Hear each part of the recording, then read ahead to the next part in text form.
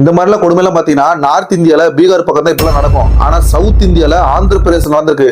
இப்போ ரீசெண்டாக பார்த்தீங்கன்னா ஆந்திராவில் போகபுரம் அப்படிங்கிற பிளேஸில் அல்லூரி சீதாராமைய ராஜுலு அப்படிங்கிற பேரில் ஒரு இன்டர்நேஷனல் ஏர்போர்ட் கட்டி ஓப்பன் பண்ணியிருக்காங்க. ஏர்போர்ட் பார்த்தீங்கன்னா சும்மா வேர்ல்ட் கிளாஸ் லெவலில் வந்து கட்டியிருக்காங்க. இப்போ இருக்கிற நவீன தொழில்நுட்பத்தை யூஸ் பண்ணி ஏஐ டெக்னாலஜியில் பில்ட் பண்ணி ஒரு இன்டர்நேஷனல் தரத்துக்கு ஒரு ஏர்போர்ட் கட்டினா அதோட ஓப்பனிங் ஃபங்க்ஷன் வந்த பொதுமக்கள் என்ன பண்ணியிருக்காங்க, அந்த அலங்காரத்துக்காண்டி இந்த பிளான்ஸ் வச்சிருப்பாங்க பார்த்தீங்களா, அந்த பிளான்ஸ் அதாங்க செடி, அதை வேரோட பிடிக்கிட்டு போயிருக்காங்க. அங்க கொடுத்த ஸ்நாக்ஸ் போட்டதுக்கு அடிச்சு மல்லு கட்டிருக்காங்க. அது மட்டும் இல்லாம அங்க டெக்கரேஷன் காண்டி இந்த வாட்டர் ஃபவுண்டன் வச்சிருப்பாங்க பாத்தீங்களா, அந்த வாட்டர் ஃபவுண்டன்ல போயிட்டு குளிச்சுக்கிட்டு விளையாண்டுக்கிட்டு செல்ஃபி எடுத்துருக்காங்க. ஏதோ குத்தாலத்துல குளிச்ச மாதிரி. கொஞ்சமாச்சும் சிவிக் சென்ஸ் வேணாமா? இதெல்லாம் வந்து ஒரு இன்டர்நேஷனல் நியூஸ். இதை உலகம் பூரா பார்ப்பாங்க. இந்த சைனா ஜப்பான்காரெல்லாம் பார்த்தா நம்மளை காரி துப்ப மாட்டான். ஏன்டா மானத்தை வாங்குறீங்க? இதுக்கு தான் படிக்கடான்னு அடிச்சுக்கிட்டேன்.